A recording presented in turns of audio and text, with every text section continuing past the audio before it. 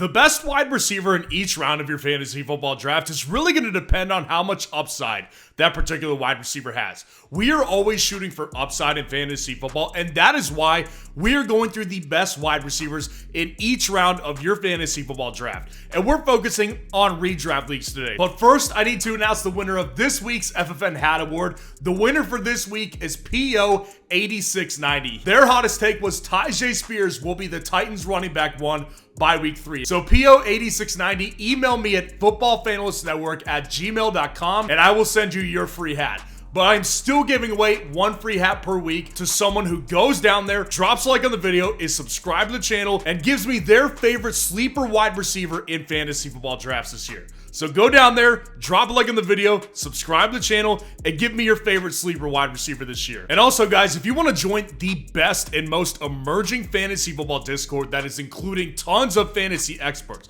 like myself, fantasy headliners, and fantasy doctors, join the fantasy Discord. There's a link in the description below. This Discord is growing super fast. It's a great chat to come chat about fantasy football, and I hope to see you guys there. So let's go ahead and dive right into these guys right here. So in round 1 right here, there's always a split.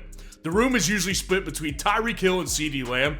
And for me, I'm just going to tell you guys, it's a Tyreek Hill, and it really has been for the entire offseason. So here's where I stand on the Tyreek Hill and CeeDee Lamb argument. This is an argument that I always go through every single time I do my wide receiver rankings video, and it's always a very consistent message.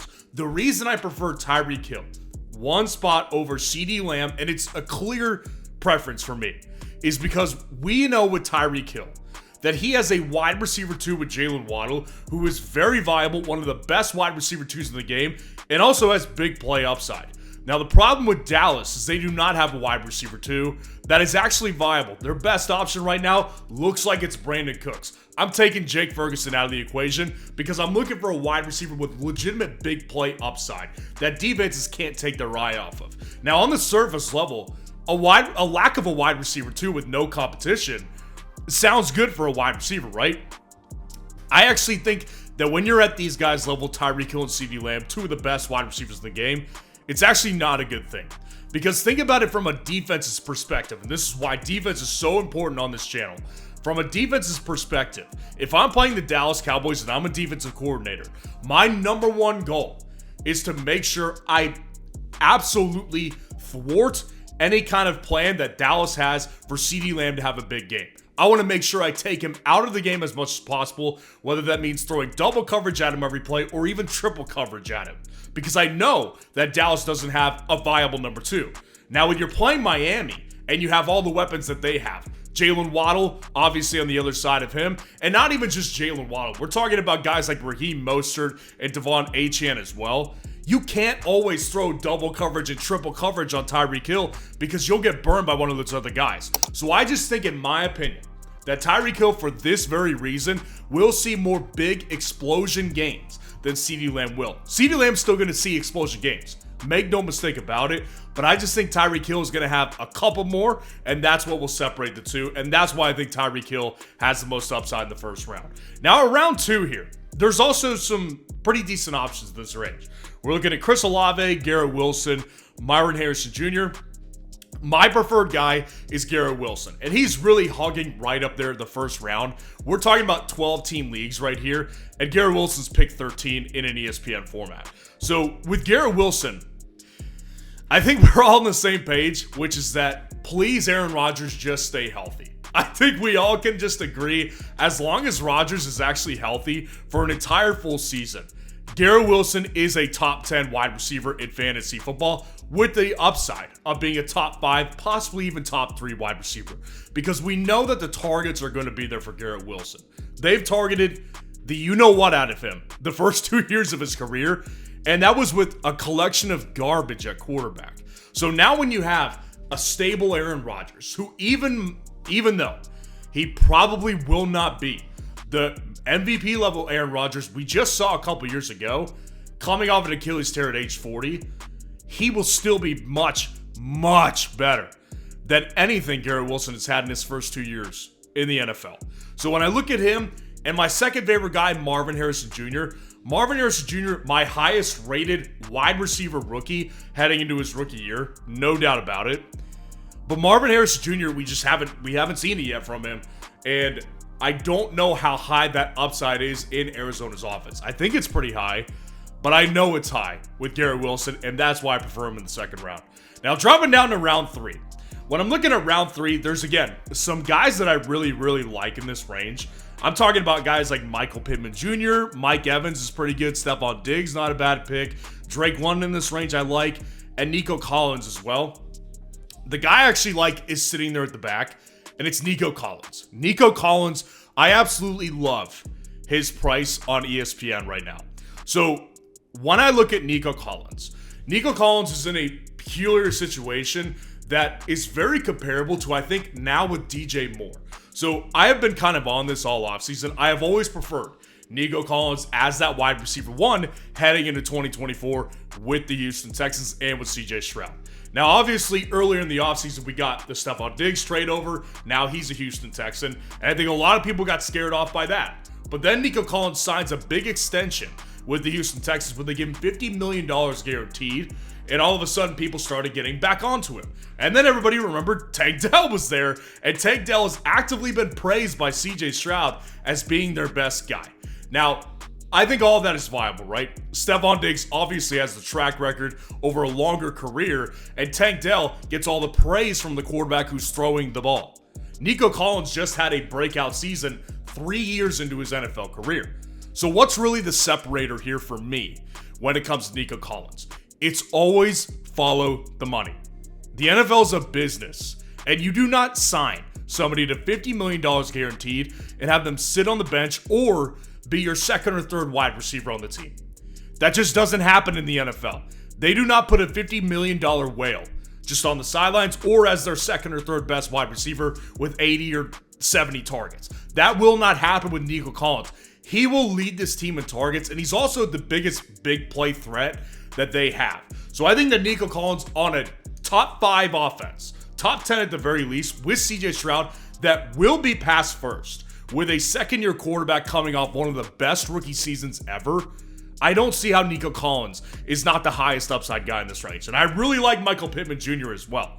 I think Michael Pittman Jr. is a great guy to get in this range too, but I don't see the ceiling with him that I do with Nico Collins, and it's really just pretty close between those two guys. And the good news is, I think Michael Pittman Jr., if you want to take him, is a great value on Underdog Drafts. He's currently going as a back-end wide receiver 2 on Underdog Drafts, and the great thing about Underdog Drafts is that you have the potential to become a millionaire if you play an Underdog Draft. So if you want to get in one of these high upside fantasy football drafts on Underdog, use code FFN and they will give you $250 in free bonus cash to play with when you deposit $10. They're literally throwing free money at you to go play in some of their best ball drafts or to do some pick'ems there as well. So go to Underdog, sign up using code FFN, you'll get that serious match and you can go play around.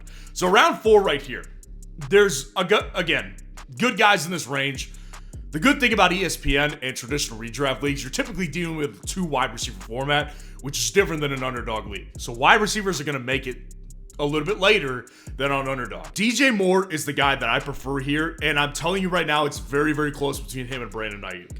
Now, just before I started filming this video, DJ Moore got an extension from the Chicago Bears worth $110 million, and you know how much money he was guaranteed? $87 million. North of $87 million, actually. What was I just saying about Nico Collins? I was saying that Nico Collins is also surrounded by 2 really good wide receivers that people have had questions about who's going to be this number 1. This is exactly the same situation, and I actually highlighted this inside of the Discord chat just yesterday when this news dropped. And it's really, really clear that DJ Moore is in a very similar situation to Nico Collins. When you look at DJ Moore's situation, DJ Moore is in a room with 3 alphas. I think they're all alphas, whereas Houston, I don't know if we can argue Tank Dell is an alpha quite yet. But Stephon Diggs is an alpha over there. That's beside the point. Chicago has 3 proven alphas, 2 proven alphas, DJ Moore and Keenan Allen. They've also got a top 10 pick in this year's draft with Rome Odunze. So everybody's been wondering all offseason, including me, where do the targets lie with the most? Follow the money here. Follow the money. You've got an aging veteran with Keenan Allen who has been great in his career, but is definitely on the back end of his career. And you've got a rookie wide receiver coming into a crowded wide receiver room where DJ Moore is in the prime of his career, coming off the best season of his career, and was also the best playmaker by a mile on the Chicago Bears offense just 1 year ago. DJ Moore is going to be the preferred guy, and he's going to be the guy that Chicago, whether or not Caleb Williams wants to, they're going to force feed targets to DJ Moore.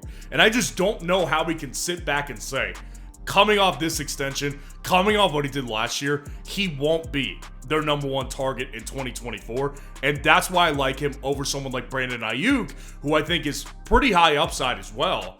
But considering he's holding in and their offseason has been so turbulent over in San Francisco between the two sides, I don't have as much trust as I do with a guy who knows his future and is in the prime of his career and has already shown more upside than Brandon Ayuk has.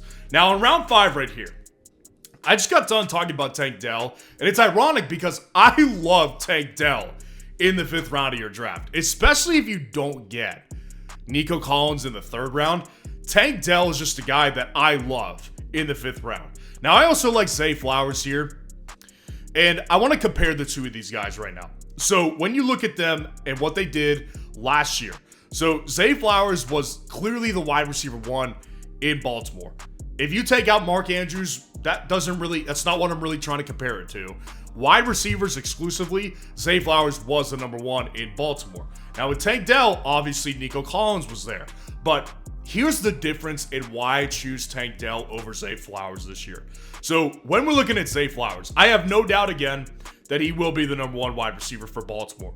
I've heard a lot of hype about Rashad Bateman coming from John Harbaugh. That means nothing to me because we haven't seen it from Rashad Bateman yet. So I have no question Zay Flowers is the guy in Baltimore. You know I do have a question with it. It's not really even a question. It's a fact at this point. The Baltimore passing pie is just not as good as Houston's was last year. It never has been with Lamar Jackson. He's just not a heavy thrower. He doesn't throw that many times, leading to less opportunities for his wide receivers. So even if Zay Flowers gets, 10 more targets, how much more down the field are they? And what kind of impact does it have in the red zone or getting a big play touchdown? I don't see the needle being moved with Zay Flowers like I do with Tank Dell. If Tank Dell comes out and he shoots past Stephon Diggs and even Nico Collins, Tank Dell's upside is sky high. Again, you want to just go with the guy who's on a better passing offense in this situation versus a guy who clearly is the wide receiver 1, but is just on a lower passing volume offense like the Baltimore Ravens always have been with Lamar Jackson. So that reason alone, I prefer Tank Dell over Zay Flowers. Now in round 6, I've got Amari Cooper right here, and there's plenty of good guys in this range as well. I really like T. Higgins in this range. I think T. Higgins is a very good pick. I'm not opposed to Calvin Ridley in this range. Really, I could be persuaded by myself to take Keenan Allen because I've loved Keenan Allen.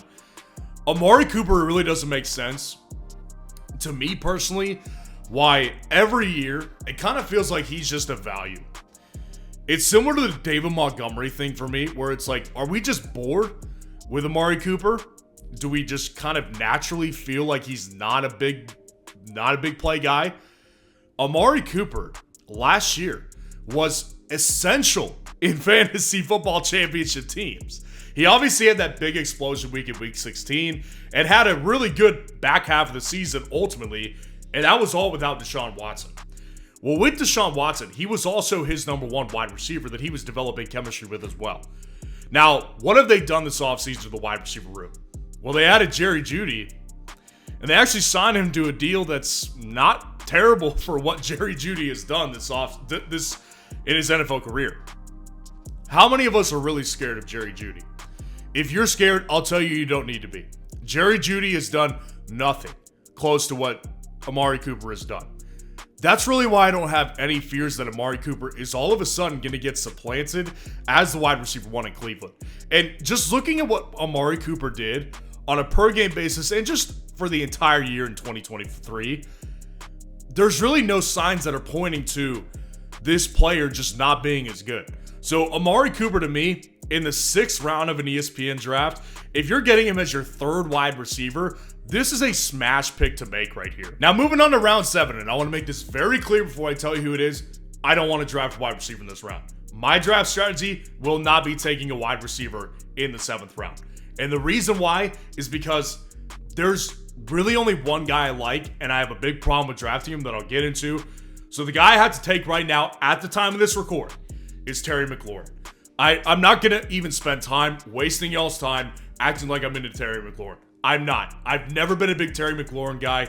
He's always been more flash than production for me personally. I do appreciate his highlight reel, but I'm not going to sit here and BS you guys into believing that I actually like Terry McLaurin. I don't. So the other guy that I like, and I hope there's clarity in the next couple weeks, is Rashee Rice. Rashee Rice is a guy that I just recently did a video on, not exclusively on him, but I said, avoid a suspended player or a player that you think is going to get suspended in a traditional redraft league. Now, as time goes on and Rashee Rice is not getting suspended, it is more and more unlikely that he will get suspended. So if he is not suspended in the next couple weeks, I will be more confident in drafting Rashee Rice myself and telling you guys to draft him. So keep an eye on this Rashee Rice situation. I'll continue to post updates as I get them, both on YouTube and on the Discord as well. And if Rashee Rice is not suspended, he's the guy that you absolutely want in round 7 of your fantasy football ESPN redraft style draft. Now in round 8, we're getting back into value range. I really like actually the next couple rounds of values here. And in round 8, we're kicking it off with Mr. Jayden Reed of the Green Bay Packers. Jayden Reed is a guy that I have a personal connection with because I saw the potential in him through my film breakdowns I do over the offseason, every offseason. And I saw something that a lot of people didn't see in the fantasy community. He ended up advancing me in underdog best ball drafts, and he advanced me to the championship of my Dynasty League last year. So I'm a big Jayden Reed guy. In the 8th round of an ESPN draft, give me Jayden Reed all day. Jayden Reed is a player on an ascending offense that is really on a trajectory like a rocket ship with the Green Bay Packers. Jordan Love, newly extended. We know that Jordan Love is going to be the guy. Jordan Love was excellent the last half of last season, including the playoffs. And who was their best wide receiver playmaker? If we're all being honest with ourselves, it was Jayden Reed. Jayden Reed, the separating factor for him is that it's not only just about targets. With Jayden Reed, he gets carries as well. And he's important on that offense, similar to a Deebo Samuel piece for the San Francisco 49ers. So if we apply a couple more carries per game and maybe a target or two more per game, Jayden Reed has tons of upside in an emerging offense with a coach coming from the Kyle Shanahan tree. So is there a chance there's a connection there with a Deebo Samuel, Jayden Reed type of player that they want in their offense? I sure saw it last year, and I'm going to bank on that in the 8th round over anybody else in this range. Now, in round 9, this one is a little difficult to me because a couple weeks ago, it would have been a no-brainer pick for me. Obviously, things have come out about Jordan Addison that have made me rethink this decision right here. So, with Jordan Addison, I've taken him the most out of any player on Underdog so far this offseason. 50 drafts deep on Underdog. Plan to continue to do 20 or 30 more. Jordan Addison in the 9th round originally would have been a smash pick, but obviously we have to go through that he got arrested for a DUI just a couple weeks ago. And normally I wouldn't be as concerned about this. I would bet if any action on a normal time wouldn't come till next year, just because it's so close to the season and we don't really have a ton of details. The problem with Jordan Addison is this is his second traffic-related incident as an NFL player. Last year, if you remember, he got arrested or maybe ticketed, I don't remember the details, for going like 130 miles an hour. So Jordan Addison has gotten himself into some trouble the past 2 years, in the first 2 years of his NFL career. So that makes me a little nervous he gets suspended for the first couple games of the season, just because it's his second offense. So I do worry about that. The alternative here, if you don't want to go with Jordan Addison, is getting a guy like Xavier Worthy. The upside is definitely there with Xavier Worthy, rookie for the Kansas City Chiefs, going to fill that Tyreek Hill deep threat role that they have lacked since Tyreek Hill left. But I will say this, if we know Jordan Addison is not going to be suspended, This is a player who was excellent in his rookie year with a combination of Kirk Cousins, Nick Mullins, and other crap, right? So we know Jordan Addison could play. And I would bank on the side of a receiver coming into his second year off of a great rookie season with a head coach that is offense first, and not only offense first, but is a pass first offensive head coach because he was a former quarterback. So Jordan Addison, keep an eye on it. Again, if he is not suspended, I would go with him. If he is suspended, I would definitely go with Xavier Worthy. Now, at round 10 here, this is the battle of the rookies right here. I love both of them. Could go with either one of them. It's so between Keon Coleman and Ladd McConkey. I choose Keon Coleman of the Buffalo Bills. Now, here's the reason I choose Keon Coleman. Let me first start out by laying out Ladd McConkey's upside. Ladd McConkey is more than likely going to see 100 targets at least in this Los Angeles Chargers offense. If you look at the wide receiver depth in the Los Angeles Chargers wide receiver room, you're looking at Quentin Johnston, who was a total bust his rookie season for the Chargers. You're looking at Josh Palmer, who has never been able to fulfill a wide receiver one role for them.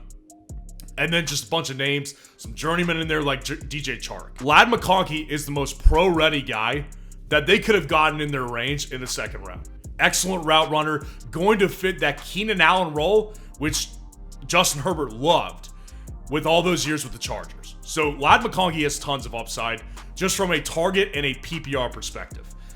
Now, if we're going for the upside, I have to pick Keon Coleman, and the reason is because of this. Number one, quarterback difference.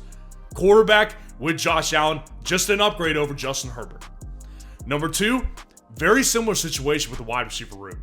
If you're looking at Buffalo's wide receiver room, are we really counting on Curtis Samuel to be their number one wide receiver? I've heard some chatter about that. I'm actually interested to hear what people think, because for me, it's a no-brainer with Keon Coleman. Keon Coleman was their first round pick, basically.